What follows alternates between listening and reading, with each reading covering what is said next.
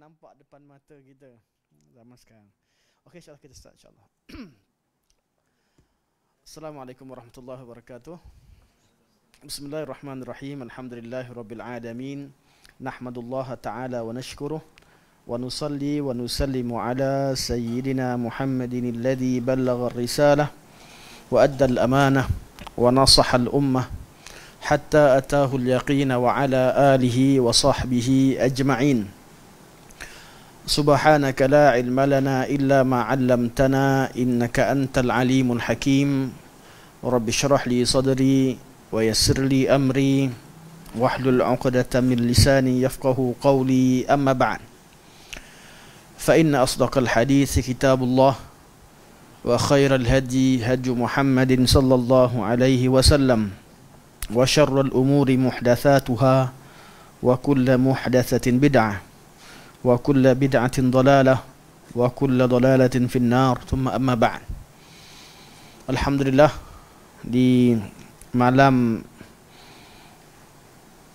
yang mulia ini kita dapat sambung kembali kuliah kita setelah 2 minggu kita bercuti panjang, disertakan satu daurah. Dan saya mohon maaflah kepada Tuan Pengerusi yang telah susun jadual, dan saya secara tiba-tiba sebelum daurah tu ada urusan urgent, perlu ke Sandakan. Saya ke Sandakan baru balik semalam. Jadi alhamdulillah hari ini dapat bersama semula. Kita bersama membincangkan dan membaca buku Syarah Aqidah At-Tahawiyah karangan Al-Imam Ibnu Abil Iz rahimahullah. Tajuk yang dibicarakan sekarang adalah berkaitan dengan ta'rif iman. Masih lagi berkaitan dengan ta'rif iman. Adakah amalan seseorang itu termasuk dalam penamaan iman, termasuk dalam erti kalimah iman apabila disebutkan dalam teks-teks syarak? Apabila Quran sebut perkataan iman, adakah ia melibatkan amalan zahir ataupun iman ini khas untuk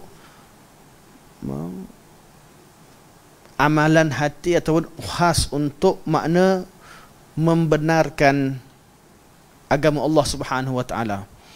Hanya sekadar membenarkan atau tasdik sahaja ataupun melibatkan amalan? Perbincangan secara detail berkaitan dengan pandangan-pandangan firaq dalam Islam telah kita bincangkan dengan panjang lebar, dan hujah-hujah juga kita telah kemukakan. Dan hari ini insya-Allah kita sambung hujah Ahli Sunnah wal Jamaah bagi menjawab syubhah yang dibawa oleh golongan Murji'ah yang mengatakan bahawa iman itu hanya melibatkan hati, tidak melibatkan anggota dan juga tidak melibatkan kata-kata. Cukup beriman dengan hati dikatakan seorang itu beriman. Dan syubhah ini menjadi satu perkara yang mengelirukan masyarakat pada zaman dahulu, dan kini perkara yang sama dibawa untuk zaman kita bagi golongan yang memerangi tauhid 3, kerana tauhid 3 mengandungi tauhid al-uluhiyah, iaitu tauhid dalam amalan. Kerana mereka mengatakan bahawa iman itu urusan berkaitan dengan tauhid sepatutnya hanya berkaitan dengan hati, berkaitan dengan ma'rifatullah dan seumpamanya. Urusan-urusan berkaitan dengan kepercayaan, amalan tidak boleh dimasukkan dalam urusan tauhid. Jadi kita jawab dengan jawapan-jawapan bahawa pembahagian tauhid 3 itu berasal daripada ta'rif iman sendiri. Iman itu melibatkan tasdik dengan hati dan ma'rifatullah, berkaitan dengan urusan hati, tauhid ar-rububiyah dan asma' wa sifat. iman juga melibatkan perkataan dan perbuatan ataupun amalan-amalan, iaitu tauhid al-uluhiyah. Perkara ini dibincangkan sejak pada zaman silam, sebelum wujud Ibn Taymiyah, sebelum wujud Ibn Qayyim, sebelum wujud segala kumpulan yang ada. Perkara ini dibincangkan sejak pada zaman Nabi SAW. Lepas tu dalil-dalil inilah yang kita baca. Hari ini kita masuk pada dalil hujung, antara last lah, dalil yang terakhir. Terakhir, saya sempat tengok tadi sementara bawa kereta datang, saya buka klip kita pada lepas, kita sampai pada muka surat 130. Betul InsyaAllah 130. Dalil terakhir yang kita baca untuk membuktikan bahawa amalan-amalan juga termasuk dalam iman ialah riwayat sebuah hadis yang diriwayatkan oleh Muhammad bin Nasr. Beliau berkata bahawa ada seorang lelaki, kita baca sekali imbas. Kami diberitahu oleh Ishaq bin Ibrahim, kami diberitahu oleh Abdullah bin Yazid al-Muqri dan al-Mala'i telah berkata, kami telah diberitahu oleh al-Mas'udi daripada Al-Qasim telah berkata, seorang lelaki telah datang kepada Abu Dharrin al-Ghifari lalu bertanyakan tentang iman. Okey, sekarang takrif iman bukan zaman kita. Kita nak cerita tentang riwayat hadis. Sekarang cerita tentang perkataan Abu Dharrin dulu. Abu Dharrin bila ditanya tentang apakah iman, lalu beliau membacakan surah Al-Baqarah ayat 177. Dalam ayat ini kita dah syarahkan pada pertemuan yang lalu, melibatkan beriman dengan Allah, beriman dengan laisal birra an tuwallu wujuhakum qibala al-masyriq wal maghrib walakinnal birra man amana billahi wal yaumil akhir, sampailah wa atal mala ala hubbihi dzawil qurba wal yatama wal masakin wa ibnis sabil.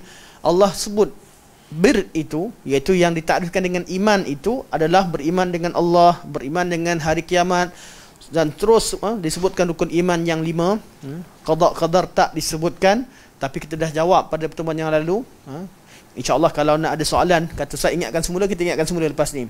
Kemudian Allah mulakan dengan orang wa aqamas salah, orang yang dirikan solat, tunaikan zakat. Kemudian Allah kata wa atal mala ala hubbihi dzawil qurba wal yatama wal masakin.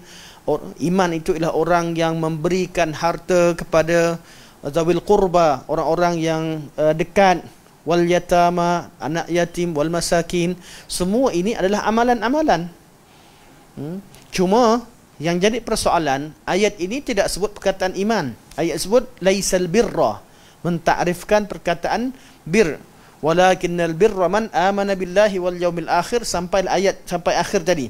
Mana Allah ceritakan tentang iman dan cerita tentang amalan-amalan dalam Islam. Jadi kita baca hadis ini perlu baca penuh. Selepas Abu Dharrin ditanyakan tentang takrif iman, Abu Dharrin bawakan ayat laisal bir dengan takrif al-bir. Lelaki ini berkata, aku bukan bertanyakan ini kepada engkau. Iaitu sahabat tabi'in ni yang datang tanya kepada Abu Dharrin, mungkin merasakan bahawa Abu Dharrin tersalah dengar. Yang beliau ingin tanyakan adalah takrif iman, bukan takrif al-bir. Kalau takrif al-bir, beliau pun baca ayat Quran, memang al-bir maknanya begitu. Jadi apa kata Abu Dharrin al-Ghifari? Maka Abu Dharrin berkata, seorang lelaki telah datang berjumpa Nabi SAW lalu bertanyakan kepadanya perkara yang sama telah engkau tanyakan kepada aku. Lalu baginda SAW membacakan ayat yang telah aku bacakan kepada engkau. Jadi tafsiran iman itu adalah sama dengan al-bir, adalah tafsiran Nabi SAW. Jadi iman itu dah al-bir, dan al-bir itulah yang Quran sebutkan dan Nabi tafsirkan iman dengan makna al-bir tadi. Artinya al-bir yang disebutkan dalam ayat 177 surah Al-Baqarah yang melibatkan amalan hati dan melibatkan amalan anggota dan kata-kata yang di sini adalah menunjukkan bahawa Nabi mentakrifkan iman itu adalah urusan-urusan ibadah berkaitan dengan hati, berkaitan dengan perbuatan dan perkataan yang baik secara keseluruhannya, bukan terhad kepada membenarkan dengan hati. Manakala golongan Murji'ah, mereka mengatakan bahawa iman itu hanya percaya pada hati. Jadi kalau amalan kat mana, Ahlul Kalam telah mengasaskan satu kaedah, segala berkaitan dengan amalan itu adalah fiqh. Urusan berkaitan dengan fiqh. Jadi mereka kata pakai tangkal ni hukum, ni masalah furu' ni. Pakai tangkal, minta dengan selain istighasah dengan selain Allah Subhanahu wa taala, mereka kategorikan sebagai fiqh. Jadi mereka kata masalah khilaf. Yang mana boleh-boleh orang yang istighasah dengan selain Allah juga boleh dimasukkan lagi, masih lagi ahli sunnah wal jamaah. Ini masalah fiqh yang perlu diraikan. Dan mereka sangat marah kalau orang kata ini berkaitan dengan masalah tauhid. Sebab apa? Sebab memang mereka mengambil ta'rif yang dibawa oleh golongan murji'ah, iaitu mengeluarkan amalan secara keseluruhannya daripada ta'rif iman. Namun ada perkara yang pelik dalam akidah yang diasaskan oleh golongan Ahlul Kalam. Ketika mereka membincangkan dalam ta'rif iman, mereka tak masukkan amalan. Tetapi kalau dalam masalah fiqh, mereka kata mereka mengaku ikut mazhab.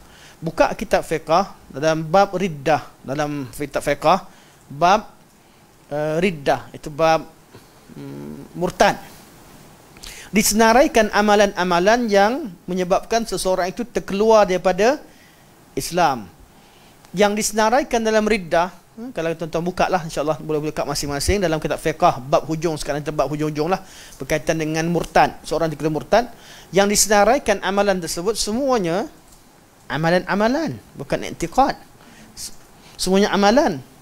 Sebab tu berlakunya kepincangan dalam mafhum usul dan furu' pun dari sini. Ahli Kalam mengasaskan bahawa usul adalah semua berkaitan dengan hati, furu' adalah berkaitan dengan amalan. Kita tak nafikan ada benarnya, tapi bukan semua tempat. Bukan semua tempat. Ada urusan amalan yang dikirakan dimasukkan dalam urusan usul. Takrif usul, kenapa orang jadi keliru usul dengan furu'? So Ahlul Kalam dia memberikan takrif yang sesuai dengan kaedah yang telah mereka letakkan, iaitu kaedah kebanyakan mereka dalam bab ini mengambil pendirian yang dipegang oleh golongan murji'ah, mengeluarkan amal daripada iman, menyebabkan banyak perkara yang berkaitan dengan masalah tauhid diforokkan. Dijadikan masalah yang furu' jangan dibincangkan, jangan ini masalah kita kentolak ansur. Banyak amalan-amalan khurafat dan syirik yang dibiarkan dalam masyarakat atas alasan ianya adalah khilaf. Sedangkan ini bukan khilaf. Ini bukan khilaf. Dia khilaf antara ahli sunnah dan bukan ahli sunnah. Tapi bukan khilaf sesama ahli sunnah. Khilaf sesama ahli sunnah dalam bab bagaimana mentaati Allah dan Rasul. Khilaf antara ahli sunnah dengan ahli bid'ah, iaitu selain ahli sunnah, ialah nak menerima atau tidak kalamullah atau kalam Rasulullah. Nampak perbezaannya?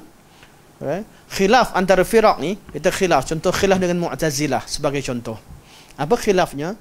Boleh atau tidak kita mengisbatkan akidah dengan akal. Jadi golongan Mu'tazilah tidak pedulikan dalil ketika menyatakan pandangan mereka terhadap akidah. Begitu juga lebih teruk lagi golongan Jahmiyah dan Ahlul Kalam yang ke atasnya. Begitu juga furu' Mu'tazilah yang datang selepas Mu'tazilah. Mereka tidak hiraukan bila bincangkan tentang sifat Allah, tak peduli Quran ada, tak ada dalil ada, tak ada, yang penting akal mengisbatkan. Jadi berdasarkan pada akal Ahlul Kalam, ada yang tak terima langsung kewujudan sifat. Mereka hanya terima Allah terwujud, nama pun tak ada. Ni Jahmiyah. Berdasarkan pada akal, logik akal yang mereka asaskan, mereka kata akal tidak boleh terima Allah itu ada banyak nama. Kalau banyak nama mesti banyak orangnya. Bahasa macam tu kalau manusia. Bila banyak orangnya artinya Allah tu bukan lagi Ahad, Allah bukan Esa. Jadi mereka ada masalah kat situ. Jadi mereka tak boleh bagi nama Allah yang banyak. Bila nama banyak, dah jadi banyak entiti, banyak kewujudan. Datang Mu'tazilah lawan Jahmiyah, tapi gunakan logik akal juga. Dia membersihkan akidah Jahmiyah. Tak boleh. Kita kena kata Allah banyak nama. Bila banyak nama tidak menunjukkan banyak orang. Banyak nama menunjukkan bahawa orang itu memiliki banyak nama. Zatnya masih satu, logik kami boleh terima. Tapi yang penting nama tersebut jangan diberikan makna. Kerana nama itu mengandungi sifat, tak boleh bagi sifat, dia hanya nama sahaja. Kalau bagi makna, dah banyak sifat, dah sifat berbilang-bilang, dah banyak qadim pula, dah banyak benda yang qadim, masih pakai logik yang sama. Jadi Mu'tazilah menerima bahawa Allah itu ada banyak nama, namun nama Allah tidak mengandung sifat. Walaupun ada makna sifat, tapi sifat tersebut tak boleh disifatkan kepada Allah. Contohnya kita kata Talhah. Apa dia Talhah? Seorang yang pokok akasia di tengah padang pasir yang kuat. Maksudnya tak ada air pun, walaupun air sedikit, walaupun di tengah padang pasir, walaupun begini dia hidup dengan gah. Biasa orang Arab letak nama anak dia Talhah supaya anak dia kuat. Sama juga anak mereka namakan sebagai Samurah. Samurah ni pokok, sama juga lebih kurang dengan Talah. Sama juga mereka nama anak mereka dengan Hanzalah, satu buah yang sangat pahit di padang pasir yang dijadikan ubat. Jadi ubat.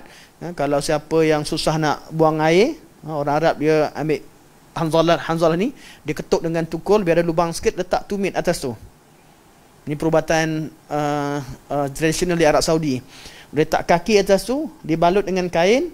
InsyaAllah 5 minit letak kaki, 10 minit lepas tu cari bilik air. Dia beracun, tapi racun tu ada kegunaannya. Orang boleh guna manfaat daripadanya. Ada setengah daripada kabilah Arab dibakar lagi, dibakar dulu supaya kurangkan dia punya racun dia. Ini Hanzalah. Orang Arab letak nama Hanzalah bukan sebab racunnya, tapi sebab pokok ni pokok yang survive, boleh hidup di tengah padang pasir, di wadi-wadi dan sebagainya. Okey, kenapa masuk Hanzalah ni? Kita cerita tentang apa tadi? Sifat. Okey, contohnya ada orang nama Hanzalah, ada orang nama Muhammad. Hanzalah artinya kuat. Dia tengok ada Hanzalah yang asyik-asyik berpenyakit je, contoh. Atau nama Muhammad, nama dia terpuji, tapi perangai dia terkeji, contoh. Jadi nama orang tidak boleh jadi bukti bahawa dia memiliki sifat tersebut. Kata Mu'tazilah, begitu saja nama Allah, tak boleh letakkan, walaupun nama tu ada mengandungi sifat, tapi sifat tu tak boleh disabitkan kepada Allah. Sifat itu hanya menunjukkan kepada zat Allah Subhanahu Wa Taala, iaitu nama Allah banyak, namun sifat Allah tidak boleh disabitkan. Sifat semua kembali kepada zat Allah Subhanahu Wa Taala. Ini logik ini dibawa oleh siapa? Oleh Mu'tazilah. Datang Kullabiyah, dia kata tak boleh macam tu.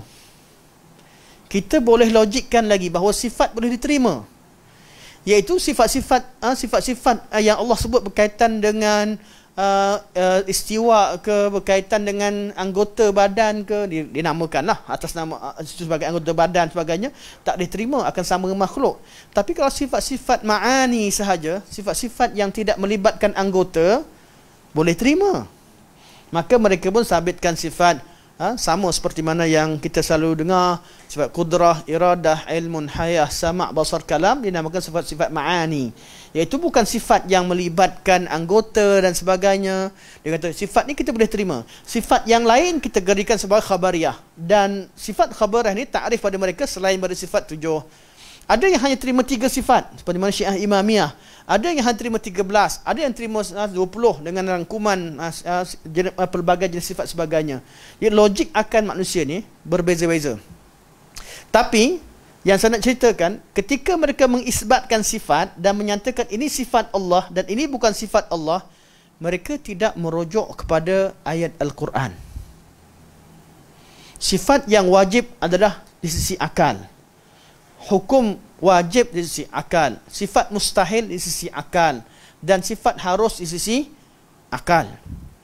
Begitu juga dalam bab-bab hatta berkaitan dengan sifat Nabi SAW dikemukakan dalam bentuk akal, dan semua sifat yang disabitkan tadi tidak bertentangan dengan Al-Quran dan Sunnah. Cara mereka isbatkan itu mungkin dia akan menyebabkan tersabit sifat tersebut, dan kita kata baguslah mengisbatkan sifat tersebut. Namun cara yang sama menafikan sifat-sifat yang mereka tak isbatkan.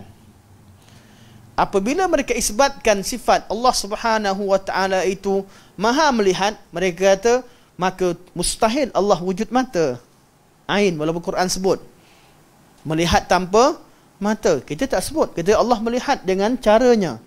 Dan Allah sebut juga Allah memiliki mata. Kita kata Allah melihat dengan matanya, kerana Allah sebut. Dipaham begitu umum. Tapi pendengaran, kita tak kata Allah dengar dengan telinganya. Telinga Allah tak sebut.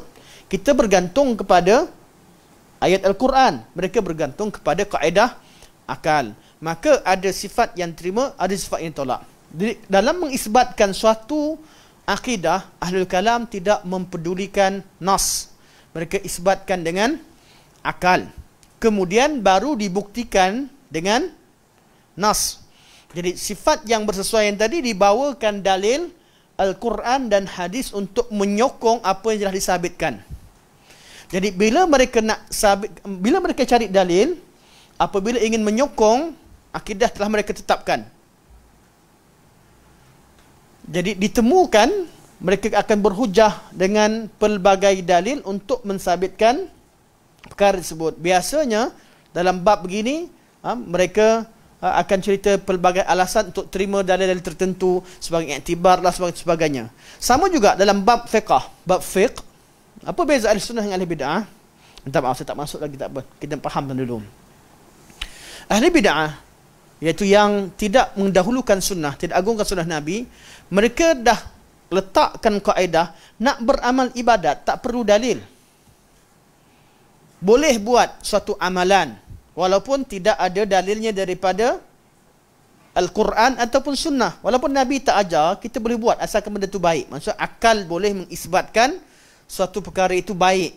Maka benda yang baik, apa salahnya? Itu baik di sisi akal. Ketika ini mereka tidak mencari dalil. Ketika mewujudkan suatu amal ibadat, mereka tidak mempedulikan dalil dengan pelbagai takrifan. Ada yang tak peduli langsung, ada yang tak terima macam-macam kaedah dia orang, tapi tidak mempedulikan kesahihan dalil. Jadi mereka ketika kita tanyakan tentang amalan ini dalil daripada mana, amalan yang mereka wujudkan, mereka marah kalau kita tanya dalil. Sebab apa? Tidak penting bagi mereka wujud dalil ataupun tidak, kerana amalan boleh sabit tanpa dalil. Namun setelah amalan itu diamalkan oleh mereka dan dah sabit, ketika nak pertahankan amalan, mereka akan mencari dalil walaupun hadis palsu pun terima kadang-kadang. Ketika nak isbatkan, mereka tak cari dalil. Dah diamalkan, ketika dipersoalkan dalil, mereka akan cari dalil. Cari dalil bukan ketika awalnya, tidak. Adalah ketika ingin mempertahankan apa yang telah sabit. Ketika ini kita akan jumpa mereka akan selongkar semua hadis, selongkar semua kitab-kitab hadis untuk cari dalil sokongan. Sama ada daripada ayat Quran yang ditakwilkan di ayat umum yang dikhususkan untuk amalan mereka, carilah hadis umum mana sabitkan kalau jumpa keumuman, ataupun kalau jumpa hadis yang lemah yang mereka pun kata tak ada hujah, mereka jadikan hujah. Last sekali mereka tuduh hujah ini hadis lemah, bukan hadis palsu. Lemah dan hadis palsu berbeza. Kat sini nampak macam mereka sangat mendahulukan dalil, kita pula tak boleh terima hadis dhaif. Hakikatnya, bila mereka rujuk pada dalil, ketika mereka mempertahankan amalan yang mereka telah wujudkan.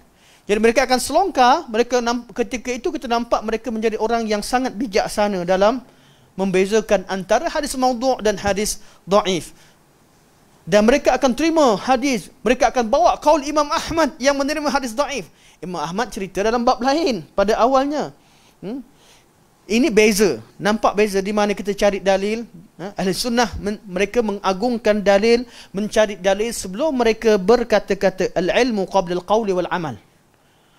Kata Imam Bukhari, tahu dulu, cari dalil dulu, cari ilmu dulu, yakin dulu sebelum bercakap dan buat.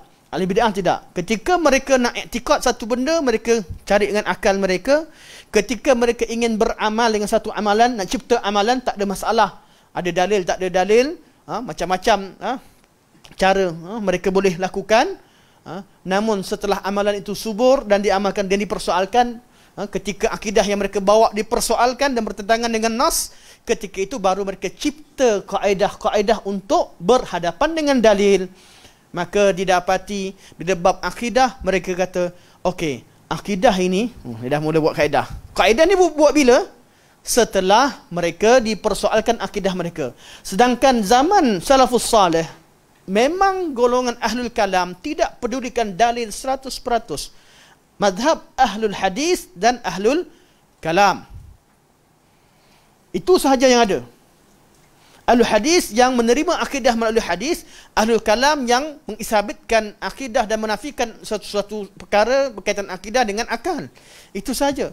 Waktu zaman salafus salih mereka mencela golongan ahlul kalam. Sampai bila datang kemudian ada orang yang cuba gabungkan, maka mereka cuba carikan dalil untuk akidah yang telah disebutkan oleh ahlul kalam. Itu yang kemudian lah, maka didapati bahawa ahlul kalam juga pergi cari ayat Quran, cari hadis Nabi SAW. Tujuannya apa? Untuk mempertahankan. Ketika mereka cari hadis, sudah pastilah mereka sepakat dengan kita, hadis maudhu' tak boleh digunakan pakai dalam masalah akidah, hadis yang lemah tak boleh jadi, masa ni bijaklah, hadis lemah tak boleh sabitkan akidah. Hadis sahih, tengok dulu. Tiba-tiba hadis sahih pun mereka tolak atas alasan apa? Hadis ahad. Kenapa? Kalau kita tengok dari sisi yang pertama, kita nampak betul lah berhati-hati dalam akidah. Itu yang mereka ketengahkan. Hakikatnya tidak. Sejarah tidak membuktikan begitu. Mereka mempersoalkan hadis ahad hanya kerana hadis ahad ini dikhawatiri malah jelas membuktikan hadis ahad ini yang mereka kategorikan sebagai ahad, itu hadis yang tak diriwayatkan oleh ramai sahabat walaupun sahih. Ahad bukan tak sahih, hadis yang sahih walaupun ada dalam Sahih Bukhari dan Sahih Muslim, mereka kategorikan sebagai hadis tak boleh diterima kerana hadis ahad. Maka terciptalah kaedah hadis ahad tidak boleh dijadikan sebagai hujah dalam akidah. Kenapa kaedah ini wujud? Bukan kerana mereka berhati-hati, kerana mereka telah sabitkan sifat dan tolak sifat sebelumnya. Kaedah ini wujud kemudian. Kaedah ini wujud kerana kalau mereka rujuk tafsiran hadis terhadap ayat Quran dan sebagainya, sudah pasti bertentangan dengan apa yang mereka sebutkan. Hadis Nabi yang mengisbatkan Allah beristiwa, mengisabit kalam, apatah lagi asar sahabat. Apatah lagi kata-kata Sayyidina Umar, kalau kamu menyembah Allah, kamu menyembah Muhammad, Muhammad telah mati. Kalau kamu menyembah Allah yang ada di atas arasnya, yang di langit, Allah tidak akan mati sebagainya. Tak, mereka tak rujuk pada kaul Zainab, kalian semua dinikahkan oleh zawajakun ahlikun wa zawajinillahu min fawqis sab'is samawat. Zainab kata kalian semua dinikahkan oleh keluarga kalian, tapi aku dinikahkan oleh Allah daripada atas langit yang 7. Mereka tak pedulikan kaul Umar, kaul sahabat, tak peduli lah. Sebab apa? Hadis pun mereka tolak, apatah lagi asar. Jadi ketika bab akidah, kita temukan golongan ahlul kalam meletakkan kaedah hadis-hadis ahad tidak boleh diguna pakai dalam akidah, bukan kerana berhati-hati, bukan kerana kata bab akidah ni bab yang betul. Ada di kalangan mereka ikhlas, kerana mereka dah begitu ikhlas, cuba nak berhati-hati, mereka faham begitu. Tapi sejarah tidak begitu. Sejarah membuktikan bahawa ahlul kalam mengisbatkan akidah mereka melalui akal.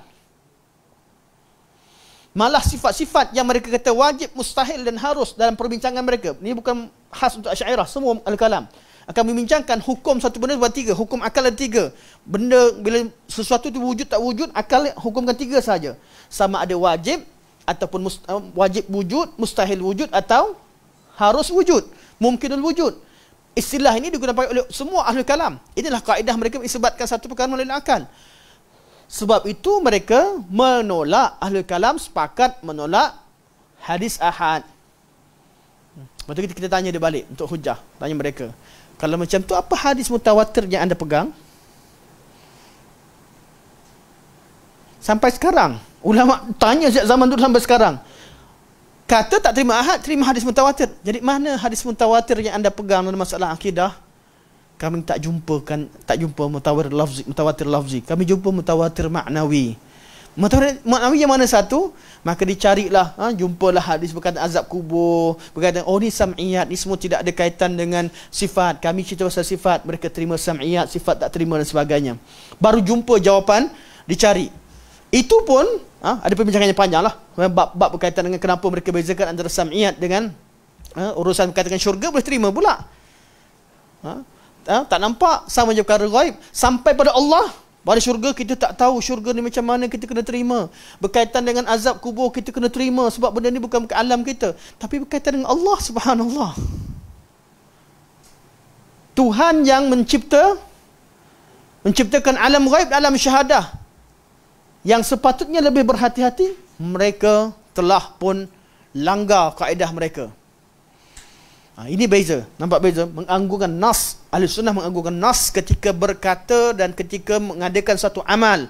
Sebelum mereka beramal, mereka menganggurkan nas, membesarkan nas. Namun ahlul bid'ah secara umum, mereka hanya cari nas untuk mempertahankan perkara yang telah mereka lakukan. Maka kita jumpakan begitu. Kita kata tak apalah, kalau hadis mutawatir tak ada, ayat Quran lah. Ayat Quran kan semua mutawatir. Kan kata tak terima hadis ahad, terima mutawatir saja, kita carikan ayat Quran. Kita betul ayat Quran. Ayat Quran semua mutawatir. Tak boleh ayat Quran kena tengok pula. Ayat Quran yang sesuai dengan kaedah akal kami terima. Yang tak sesuai tak boleh diterima. Perlu ditakwilkan maknanya. Akal mereka qat'i, tak boleh salah. Kaedah akal yang kami telah sabitkan ini qat'i. Mu'tazilah kata cara dia qat'i, datang Jahmiyah kata dia qat'i. Semua akal mereka jadi qat'i, subhanallah. Akal melalui mantik yang mereka belajar ni qat'i, tak boleh salah. Kami dah belajar bab mantik, ada bab tasawur dan tasdiq. Mesti tasawur yang betul, dia mesti hukum yang betul. Kami dah belajar dah, tangan dalam takrifan kami adalah anggota. Tangan adalah salah satu anggota yang digunakan oleh pemiliknya untuk memegang dan sebagainya. Jadi mustahil Allah ada tangan. Ditakrifkan begitu. Kita betul lah tu. Tangan tu anggota, digunakan oleh tuannya untuk memegang dan buat urusan. Tapi tu tangan siapa? Tangan manusia, tangan monyet, tangan apa lagi? Binatang-binatang yang ada tangan. Tapi untuk Allah, jangan takrifkan dengan takrifan mantik. Tak boleh guna ilmu mantik untuk takrif dan buat tasawur terhadap sifat Allah. Kalau salah tasawur terhadap maksud kalimah yad, apabila sifat makhluk dengan takrifan mantik diletakkan kepada sifat Allah, sudah pasti mereka akan merasa mustahil Allah bersifat dengan sifat demikian. Kita pun kalau takrif macam tu, kita kata mustahil Allah bersifat sama dengan tangan makhluk, tangan monyet dan sebagainya. Ahli sunnah wal jamaah, mereka tidak mentakrifkan tiap-tiap sifat Allah dengan takrifan makhluk. Mereka hanya amirruha kama ja'at. Mereka bagi makna, faham makna umum, kaifiahnya serah pada Allah Subhanahu wa taala. Jelas? Di sini nampak bila kita rujuk kepada nas dan bila kita gunakan akal. Sebab tu tauhid 3 kat mana? Tauhid 3 bukan kerana mengisbatkan sifat Allah dengan tauhid 3, tidak. Tauhid 3 adalah berasal daripada pembahagian jenis-jenis ayat Al-Quran yang menceritakan tentang Allah Subhanahu wa taala. Ada ayat Quran ceritakan tentang sifat tentang Allah Subhanahu rububiyah, ada ayat Al-Quran cerita tentang kuasa Allah, perbuatan Allah, ada ayat Quran yang menceritakan tentang nama-nama dan sifat Allah Subhanahu wa taala, ada ayat Quran yang memerintahkan kita mentauhidkan Allah Subhanahu wa taala. Ini hak Allah. Hak Allah bila dikaji ada 3 hak yang perlu ditunaikan oleh hambanya, iaitu beriman dengan segala kekuasaan Allah yang Allah ceritakan dan sifat ar-rububiyah, beriman dengan segala nama dan sifat Allah. Kenapa nama sifat dipecahkan? Sebab Jahmiyah tolak, Jahmiyah dan Mu'tazilah tolak nama dan sifat. Sebab tu dipecahkan untuk kita mudah faham. Maksudnya beriman dengan segala kalamullah. Dan yang kedua, tauhid uluhiyah, iaitu mentaati segala perintah Allah Subhanahu wa taala berkaitan dengan haknya, iaitu mentauhidkannya. Jadi tauhid 3 bukan memperkenalkan suatu perkara yang baru. Bukan membawa satu kaedah untuk kenalkan Allah dengan kaedah sendiri, tidak. Tauhid yang dibincangkan tidak lebih daripada pembahagian terhadap nas-nas Quran dan hadis untuk memudahkan faham. Jadi kalau kita baca alhamdulillahi rabbil alamin, rabbil alamin, Allah beritahu segala puji bagi Allah rabbil alamin. Oh, ni tauhid rububiyah. Allah kata Alam ini ada Rabbnya. Allah yang menciptakan alam. Ini sebagai ayat menolak kepada etis. Sebab kita belajar tauhid apa? Rububiyah. Paling pertama sekali tujuannya untuk rad kepada semua golongan etis dan tak percaya tentang kewujudan Allah Subhanahu Wa Taala. Rad kepada golongan yang memperkecilkan sifat Allah Subhanahu Wa Taala. Rad pada golongan yang tidak kenal Allah dengan sebenar-benarnya. Sifat rububiyah Allah Subhanahu Wa Taala. Sifat Rabb dalam ayat yang lain Allah perkenalkan. Iqra bismi rabbikal ladzi khalaq. Oh, Rabb ini artinya Allah alladzi khalaq. Betul ulama kata al-khalq. Takrifan yang disebutkan dalam tauhid tiga yang kita belajar semua sekali datang daripada teks Al-Quran, daripada tafsir, pecahan daripada ilmu tafsir. Iqra bismi rabbikal ladzi khalaq, khalaqal insana min 'alaq, iqra wa rabbukal akram alladzi 'allama bil qalam, 'allamal insana ma lam ya'lam. Semua sekali cerita tentang apa? Tentang sifat-sifat perbuatan-perbuatan Allah Subhanahu Wa Taala. Maka dinamakan tauhid yang menceritakan tentang perbuatan Allah yang menunjukkan kehebatan dan keagungannya dinamakan sebagai tauhid ar-rububiyah. Penamaan ini bersesuaian dengan lafaz yang Quran gunakan. Nak guna istilah lain pun tak ada masalah. Penamaan tu memang Nabi tak namakan. Tapi kenapa dipilih kalimah Rabb? Kerana banyak dalam ayat Quran kalimah Rabb digunakan untuk merujuk pada perbuatan Allah. Walaupun tak dinafikan, kadang-kadang kalimah Rabb diguna juga merujuk kepada berkaitan dengan sembah uluhiyah dan sebagainya. Tapi pemilihan perkataan ini kerana pada aghlab atau pada kebanyakannya digunakan kalimah Rabb untuk merujuk kepada sifat al-khalq wal mulk wa tadbir dan sebagainya. Jadi kita rujuk pada nas sejak daripada kalimah awal yang keluar daripada mulut Ahlussunnah wal Jamaah. Mereka tidak akan berkata-kata kecuali dengan nas, kecuali dengan ilmu, dan mereka dapat isbatkan suatu sifat kerana Al-Quran, kerana hadis, bukan kerana logik. Logik hanya digunakan pakai untuk menyokong ayat Quran dan nas. Suatu kita ada kaedah, dalil yang kita pegang, sumber yang maksum, Al-Quran, sunnah dan ijma' salafus salih. Qiyas diguna pakai dalam masalah hukum hakam atau masalah furu' ibadah. Apa itu furu' ibadah? Ini dah jadi subjek manhaj ni. Bukan subjek. Apa maksud furu' ibadah? Bukan buat satu ibadah baru. Tapi furu' ibadah artinya bila satu ibadah wujud, Nabi dah beritahu satu ibadat, furu'nya bincang tentang yang mana jadi rukun, yang mana jadi syarat, yang mana jadi ni pembahagian ijtihad dalam memudah untuk supaya kita faham. Kita sebagai orang awam ni nak baca hadis Nabi secara keseluruhan kita tak tahu. Tapi dibuatkan kaedah dengan istilah-istilah supaya kita mudah faham. Yang mesti buat, kalau tak buat tak jadi ibadah tu namanya rukun. Kalau mesti wujud, walaupun dia bukan sebahagian daripada ibadah tu tapi mesti wujud. Kalau tak sah amal ibadah tu namanya syarat. Jadi rukun solat, kalau tak buat satu rukun tak jadi solat lah. Mana ada orang solat tak rukuk, tak sujud. Mana ada orang solat tak takbir. Nama rukun. Oh, jadi kalau ada benda yang wajib tapi dia bukan sebahagian bersolat tapi wajib ada sebelum solat. Oh, nama syarat. Syaratnya kena ada wuduk dulu, kena ada taharah badan seorang berada hadas, kena ada solat di tempat yang bersih dengan pakaian yang bersih, dengan syarat-syarat. Ini semua istilah. Ini nama furu'. Furu' bukan bererti kita bukan kata bab ibadah tak ada, bab ibadah ni tak ada qiyas. Qiyas ada, tapi dalam bab furu' ibadah begini untuk memahamkan.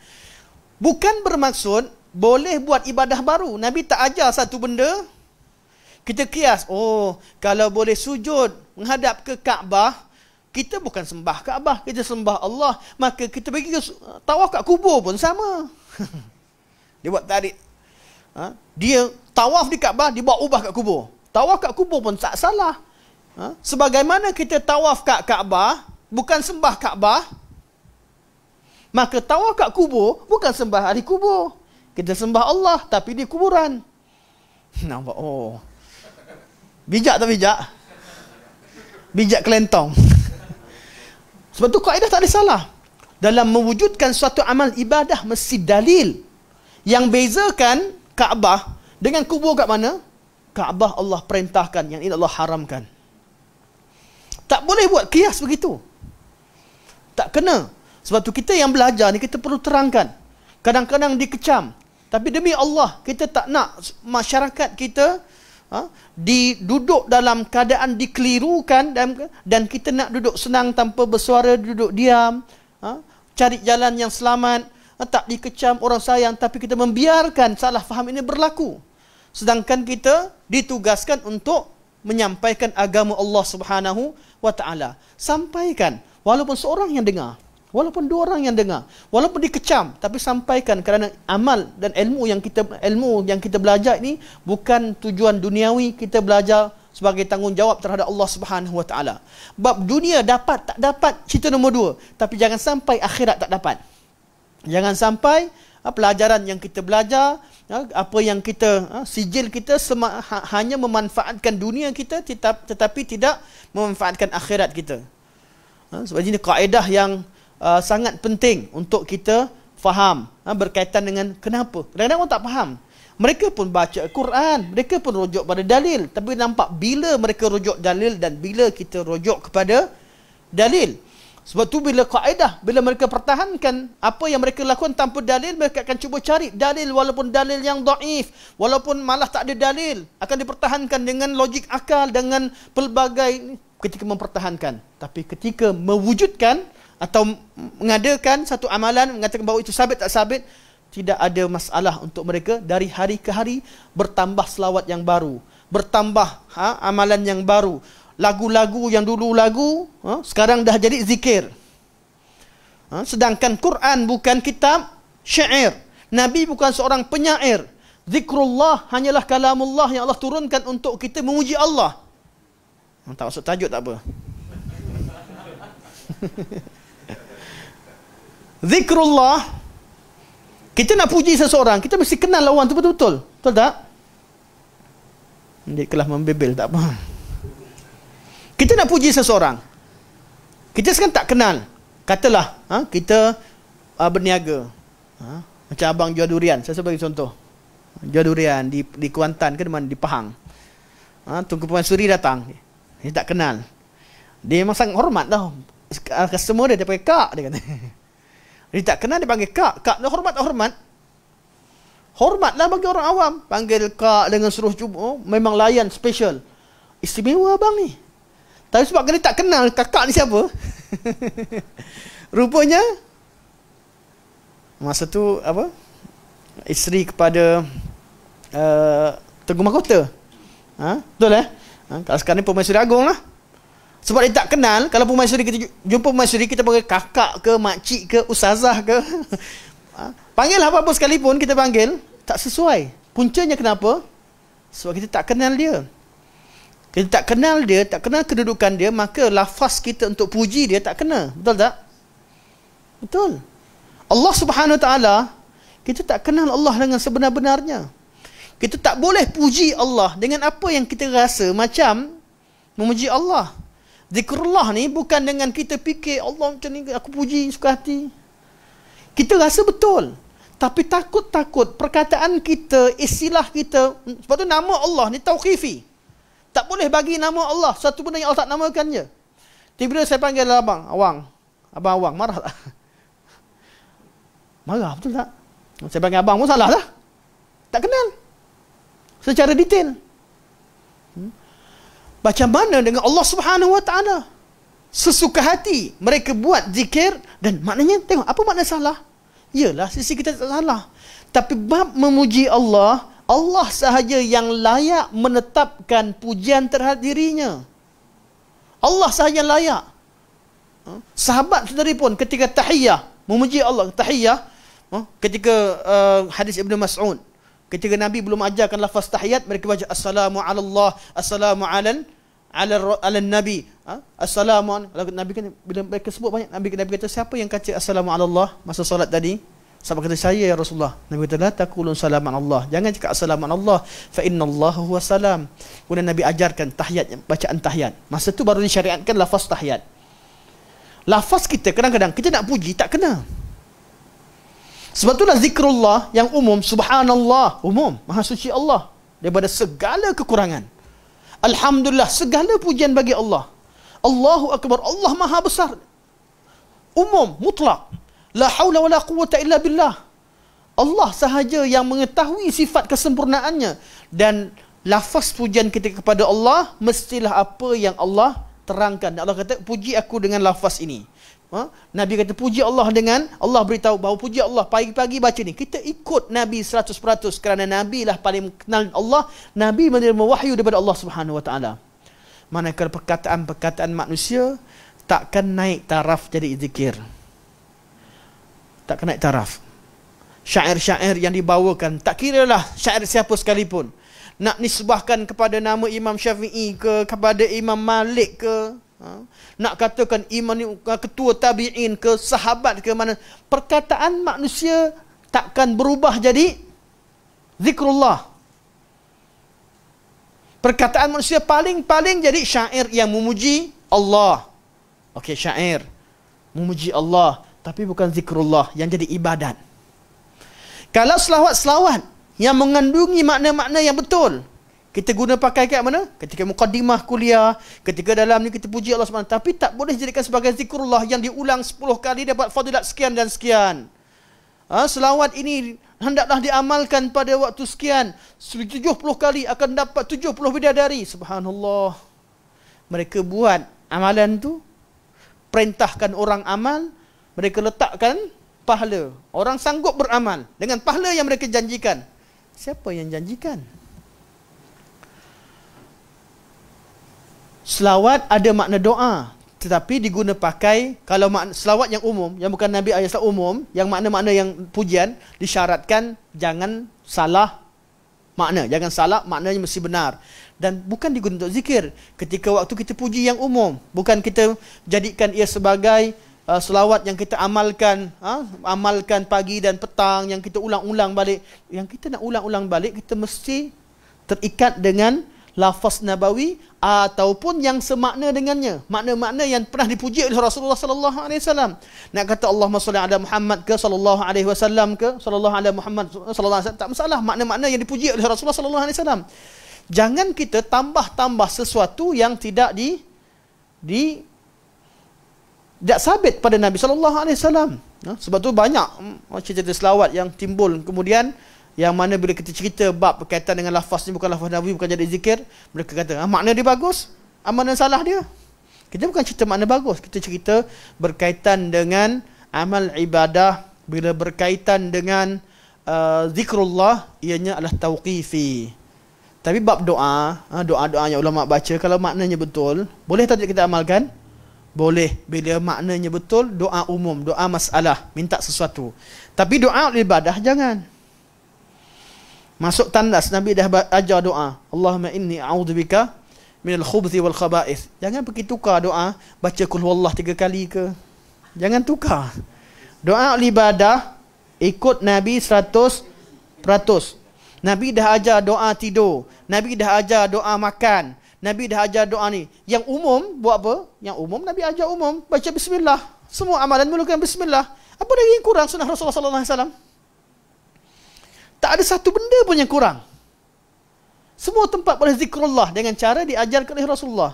Namun apabila sunnah tak dikenali dan masyarakat Islam cintakan Allah dan Rasul, mendahagakan bimbingan, tapi yang bimbing pun tak faham tentang sunnah, maka tersebarlah banyak perkara yang tidak diajarkan oleh Rasulullah sallallahu alaihi wasallam. Jangan pergi jauh sangat, tengok buku balik. Ni semua berkaitan, ada cerita-cerita orang tanya, orang tak faham, kenapa ustaz nak halang orang beramal dengan ayat Quran? Pula halang ayat Quran. Kenapa benda ni baik dihalang? Kita bukan cerita. Dan kenapa nak kata kumpulan lain silap, sedangkan mereka juga rujuk pada hadis, rujuk pada Quran. Kena fahamkan betul-betul. Fahamkan betul-betul. Bila mereka rujuk, kita minta tiap-tiap orang yang beramal, sebelum beramal rujuk dulu sahih atau tidak daripada Rasulullah sallallahu alaihi wasallam. Ini namanya mengagungkan nas. Sebab ni kerja-kerja ini adalah kerja Rasulullah sallallahu alaihi wasallam. Okey. Kita tengok sekali imbas hadis ni, satu hadis. Dalam as-sahih, iaitu Sahih Bukhari. Ni berkaitan apa? Tajuk kita semula. Mukadimah tadi. Tajuk kita tak apa, kita cuti 2 hari, cuti 2 minggu, jadikan 3 minggu lah. Minggu ni agak cuti Tahawiyah, ambil sikit je. Tak banyak-banyak pengurusi dah geram je. Bila nak habis Zat. Tajuk kita berkaitan dengan amalan termasuk dalam iman. Dalam iman itu merujuk kepada amalan. Setelah dalil laisal bir tadi, Allah sebutkan bir itu adalah amalan, segala i'tiqad dan amalan dalam ayat tersebut. Kemudian Syekh bawakan dalil yang lain. Syekh kata dalam as-sahih, kata baginda sallallahu alaihi wasallam kepada rombongan Abdul Qais, iaitu wafdu Abdul Qais. Siapa biasa dengar wafdu Abdul Qais? Wafdu Abdul Qais, satu kabilah yang Abdul Qais ni satu kabilah. Abdul Qais satu kabilah di negeri Bahrain. Bukan Bahrain zaman sekarang, Bahrain zaman Nabi. Bahrain sekarang pulau Bahrain lah, pulau Bahrain. Zaman Nabi di seberang pulau, iaitu di Ahsa. Ahsa yang berada dalam daerah Saudi sekarang namanya Bahrain dahulu. Kabilah yang daripada Ahsa ini, daripada Bahrain pada zaman Nabi SAW, Musailamah Al-Kadzdzab pun dekat situ, mana area-area di Bahrain di sana, mana di Ahsa zaman sekarang lah, zaman sekarang namanya Ahsa. Sebab tu kalau nak rujuk nama, rujuk kepada zaman lafaz itu diungkapkan. Itu yang cerita timbul Najat tu, Saudi. Saudi pula buat konsert banyak sekarang. Patutlah kena. Memang ngam dengan takrifan mereka. Tak kira lah betul atau salah, kita tak sokong pun konsert.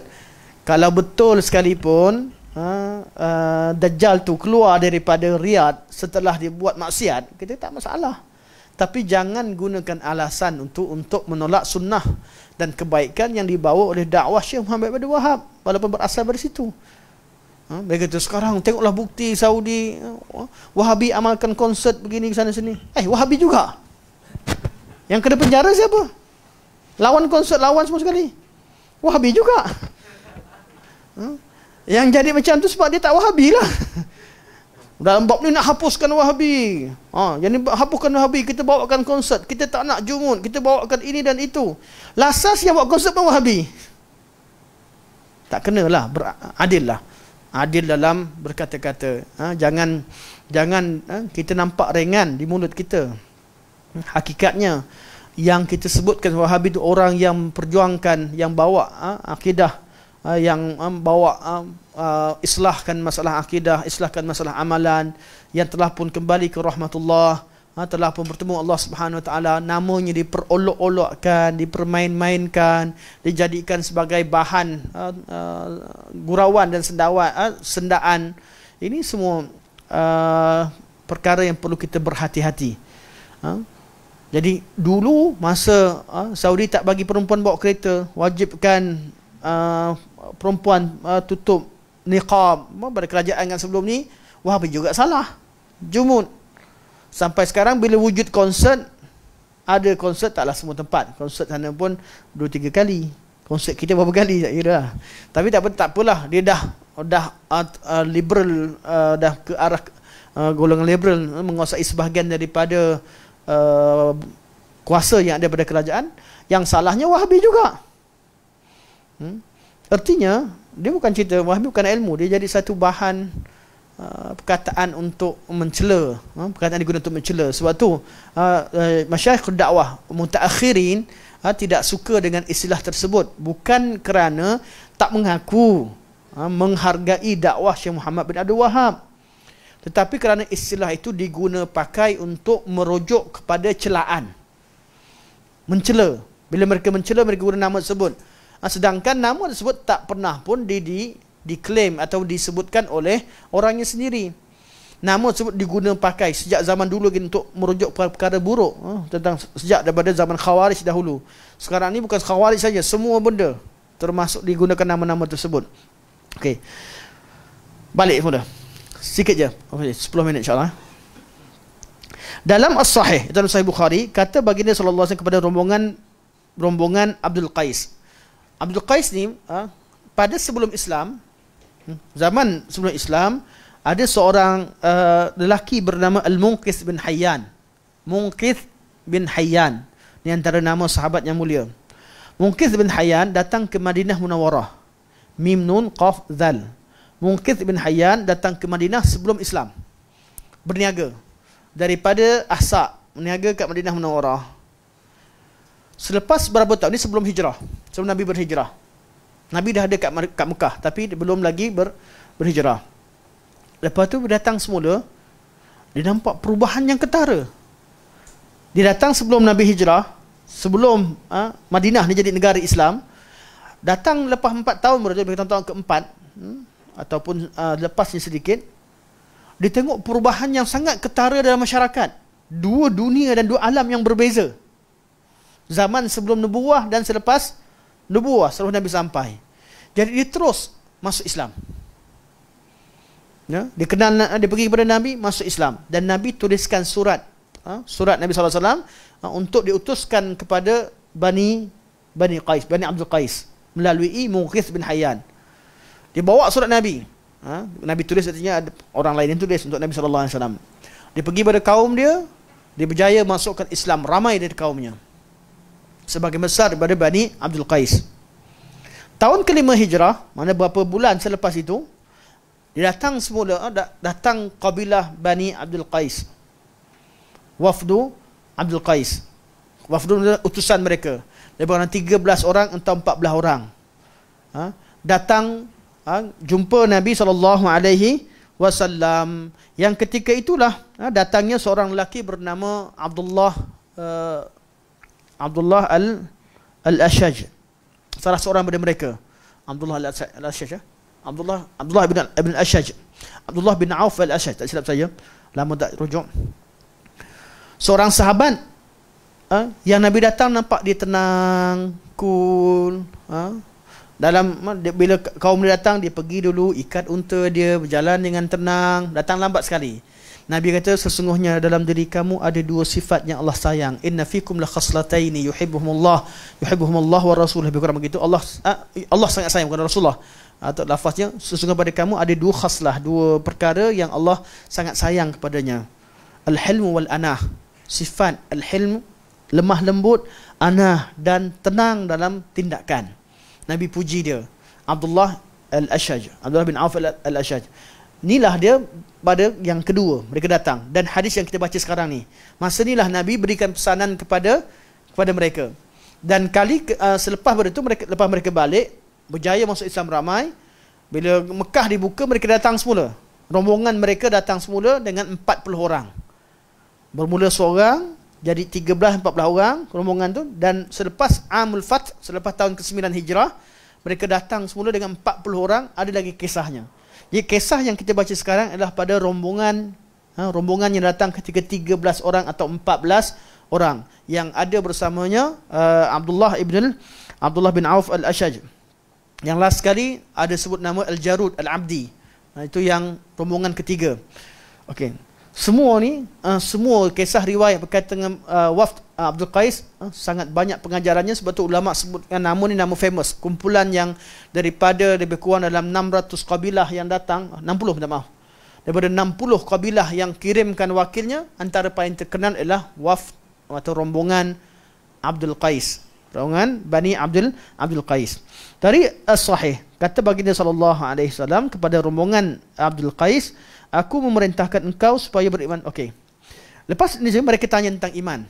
Kemudian mereka tanya tentang minuman yang boleh mereka minum, yang mana tidak.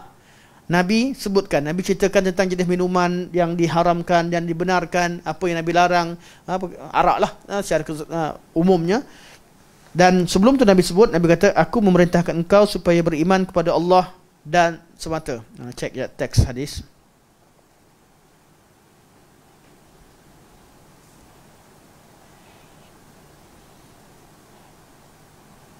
Okey. Qadima, ni hadis Abdullah bin Abbas. Qadima wafdu Abdul Qais ala Rasulillah sallallahu alaihi wasallam faqala marhaban bil qaumi ghaira khazaya walan nadama. Bani Abdul Qais datang jumpa Nabi sallallahu alaihi wasallam dan Nabi berkata marhaban, selamat datang bil qaumi, kepada suatu kaum ghairu khazaya walan nadama, kaum yang tidak ditimpa dengan kehinaan dan tidak akan menyesal, iaitu mereka datang dalam beriman kepada Allah Subhanahu Wa Taala sampai bila-bila mereka tidak akan menyesal atas tindakan mereka, sebab mereka datang dengan jauh dan jarak mereka dengan Madinah tidak bersambung. Artinya kalau mereka masuk Islam, mereka akan melalui kawasan musuh mereka daripada Bani Mudar. Jadi mereka akan berdepan dengan maut. Zaman tu orang Islam lalu tempat orang kafir boleh kena bunuh. Nabi kata mereka tak akan hina dan mereka tidak akan menyesal. Marhaban jadi marhaban bil qaumi ghairu khazaya walan nadama. Faqalu, maka mereka berkata, ya Rasulullah, inna bainana wa bainakal musyrikin min mudar. Sesungguhnya jarak antara kami dengan kamu, ya Allah, ya Rasulullah, kami terpaksa melalui kawasan musyrikin daripada Bani Mudar. Sebelum Bani Mudar masuk Islam. Ini semua cerita sebelum. Sebab tu kisah ini, kalimah ini menunjukkan bahawa hadis yang kita bacakan sekarang bukan selepas Amul Fath. Sebab Amul Fath Qalibah Mudar dah masuk Islam. Di sini mereka kata, sebab tu kita tahu boleh menetapkan peristiwa ini berlaku bila. Kerana mereka sebut dalam lafaz ni, mereka kata, ya Rasulullah, inna bainana wa bainaka al-musyrikina min mudar. Sesungguhnya di antara aku dan di antara kami dan kamu, ya Rasulullah, iaitu antara negeri kami dan negeri Madinah Munawwarah, ada kaum musyrikin dari Mudar. Wa inna la nasilu ilaika illa fi ashhuril hurum. Dan kami tak mampu sampai ke Madinah ni kecuali pada bulan-bulan haram. Bulan haram boleh sampailah. Orang Arab, musuh macam mana sekalipun, sampai bulan haram mereka takkan bunuh siapa, takkan berperang, takkan berlaku. Kalau zaman sebelum Islam pernah sekali berperang. Dipanggil sebagai peperangan al-fujjar, penjahat. Kalau ada yang perang pada zaman tu dipanggil penjahat. Dia kata ada bab peperangan al-fujjar. Iaitu kami tak ada sampai kecuali pada bulan haram. Bulan haram ni bulan apa? Rajab, Zulqa'dah, Zulhijjah, Muharram. Ini basic ni. Kita cerita sunnah tinggi-tinggi, bulan haram tak ada jawab, malu kita. Bulan haram ada empat bulan. Minha arbatun hurum. Allah kata antara 12 bulan ni ada 4 bulan yang bulan haram. Bulan Rajab, bulan Syaban, bulan Zulqa'dah, Zulhijjah dan Muharram. Kenapa? Sebab Allah syariatkan zaman Zulhijjah ni zaman buat haji. Zaman haji wujud sejak pada zaman Nabi Ibrahim. Jadi orang Arab ni mesti mereka duduk kabilah ni ada bermusuh satu sama lain. Tapi kerana ibadah haji, macam mana sekalipun Allah syariatkan sebulan sebelum dan selepas, mana orang bebas untuk pergi ke Mekah untuk buat ibadah haji. Jadi lalu pada bulan haram ni selamat. Pergi buat haji, pergi pada Zulqa'dah sampai ke Mekah buat haji. Balik semula sebulan sampai ke kampung balik bulan haram, selamat, tak kena bunuh. Bermusuh macam sekalipun, mereka sangat agungkan bulan haram. Artinya mereka ada syariat. Sebab itulah musyrikin Mekah tidak dikatakan sebagai ahlul fatrah, akan dibincangkan nanti. Tidak semua mereka ahlul fatrah. Ibadah sampai, mereka ada nama Abdullah, mereka ada ibadah haji, mereka ada sebab itulah Nabi pernah kata bapa kamu dalam neraka. Malah hadis kata bapa kamu dan bapaku dalam neraka. Sebab apa? Kenapa disebutkan begitu? Sebab mereka pada zaman tersebut bukanlah golongan yang ahlul fatrah yang tidak sampai Islam kepada mereka. Mereka ada di kalangan mereka yang Islam. Waraqah bin Naufal Islam pada zamannya. Ada mereka, dan mereka bukan tak kenal siapa Waraqah. Waraqah beragama selain beragama mereka. Mereka kenal, mereka tahu agama begini. Sebab tu bab kita akan bincang al-fatrah selepas ini pada kelas yang lain. Yang penting mereka kata 3 bulan ni, bulan haram dan bulan yang keempat bulan Rajab. Bulan Rajab, hikmahnya kerana bulan Rajab tu termasuk bulan haram, kita juga akan bincangkan insya-Allah pada pertemuan akan datang. Cuma dalam riwayat ni dia kata kami tak ada sampai kepada kamu kecuali pada bulan haram. Kemudian kata mereka, hadisna bi jumalin minal amri. Tolong berikan pesanan pada kami wahai Rasulullah beberapa perkara yang penting. Qal, Nabi berkata, amurukum bi arba'. Ni yang kita baca sekarang. Aku perintahkan kalian 4 perkara. Wa anhaakum an arba', dan aku larang kalian daripada 4 perkara. Yang Nabi perintahkan apa? Al-imanu billah, beriman dengan Allah Subhanahu wa taala. Hal tadaruna mal imanu billah? Tahu tak apa erti iman dengan Allah Subhanahu wa taala? Ini takrif iman yang Nabi berikan. Apa Nabi kata? Syahadatu an la ilaha illallah wa iqamus salah wa ita'uz zakah wa saumu ramadan wa an tu'tu minal maghanimil khums, atau an minal maghanimil khumus.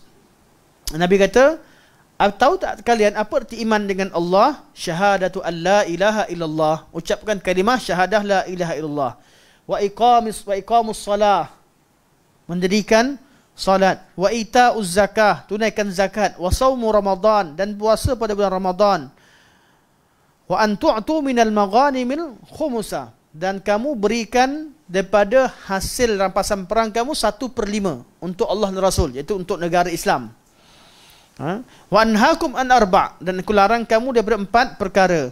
Man tubiza fid dubba'i wan naqiri wal hantami wal muzaffat, rawah al-Bukhari. Sesuatu yang dijadikan arak, yang disimpan dalam dubba, naqir, hantam dan muzaffat. Ini semua nama bekas-bekas arak pada kabilah mereka. Mana Arab ni famous. Arak ni macam kita zaman sekarang ada jenama macam-macam. Inilah jenama-jenama, bergantung pada tempat mana disimpan arak tersebut, kat mana dia jadi arak, bau dia lain.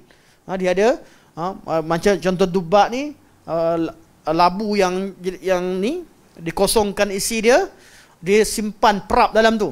Dia perap dalam labu dia. Ada yang perap dalam kayu, ada yang perap. Ni cara mereka untuk buat arak. Nabi kata, Nabi sebutkan satu-satu produk yang ada pada kabilah Bani Abdul Qais ketika itu. Dan Nabi kata, aku larang daripada 4 perkara. Secara mudahnya Nabi larang arak lah. Nabi arak. Tapi Nabi sebutkan 4 tu supaya dia tahu betul-betul inilah produk yang ada pada masyarakat mereka. Dari situ, okay, kita tengok, kita garis sampai muka surat 131 yang atas tu. Dari situ menunjukkan bahawa Nabi takrifkan iman dengan amalan. Jadi iman melibatkan amalan. InsyaAllah perbincangan seterusnya berkaitan dengan, ada orang mesti akan tertanya-tanya, hadis Jibril macam mana? Hadis Jibril Nabi kata itu Islam. Iman dia beriman dengan Allah sebagainya akan dijawab pada pertemuan kita akan datang insyaAllah. Kita buka soalan ringkas sekejap insyaAllah. Sekiranya ada soalan. Berapa bulan hari ini? 14.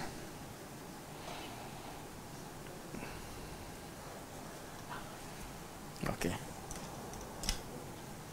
Tafadhal ya Ustaz Justin. Naik makam. Orang tak takut sekarang ni. Orang boleh naik jadi tok guru. Dia boleh naik jadi ustaz dengan mudah. Takkan mereka je boleh naik pangkat. Kita boleh naikkan pangkat sebagai ustaz. Klaim sama sendiri. Tuan guru sama sendiri, wali sama sendiri. Okey, minta maaf. Ada soalan tak ada? InsyaAllah kita jumpa kat luar lah. Untuk yang hadir sini. Biasanya kelas kita ni tak banyak soalan sebab kita ada sesi yang seterusnya. Lebih mudah untuk borak. Okey, insyaAllah. Barakallahu fikum. Jazakum khairan. Terima kasih banyak-banyak di atas kehadiran antum. Dan minta maaf atas sedikit kelewatan ini, terutama kepada tuan pengurusi. Kita tutup majlis kita dengan kafaratul majlis. Dan sebelum tu kita ingatkan dengan suratul Asri. Suratul Asri, kita sahabat-sahabat mereka tak akan berpisah kecuali ingatkan tentang makna suratul Asri. Sama ada kalau mereka bacakan suratul Asri juga mereka faham maknanya, pesanan-pesanan Allah dalam suratul Asri. Jadi kita ni yang penting kalau nak baca dengan kefahaman kerana pesanan itu suratul Asri sebelum berpisah. Yang penting lafaz yang kita kena baca betul-betul adalah tasbih kafarah. Manakala suratul Asri perlu difahami maknanya kerana itu pesanan. Mana kita inginkan makna surat Al-Asri. Allah, kita ni hidup kita rugi, masa kita rugi kecuali apabila kita beriman dengan Allah, beramal-amal soleh, kita menyampaikan yang kebenaran, bersama-sama kebenaran dan bersama-sama kesabaran. Ini pesanan yang perlu kita pesan. Walaupun kita sama ada dengan baca surahnya atau baca maknanya sampai sunnah tersebut. Cuma lafaz yang memang Nabi ajarkan ketika kita berpisah adalah dengan baca kafaratul majlis. Subhanakallahumma bihamdika asyhadu an la ilaha illa anta astaghfiruka wa atubu ilaik. Wa sallallahu ala sayidina Muhammad wa ala alihi wa sahbihi wa baraka wa sallam. Walhamdulillahi rabbil alamin. Wassalamualaikum warahmatullahi wabarakatuh.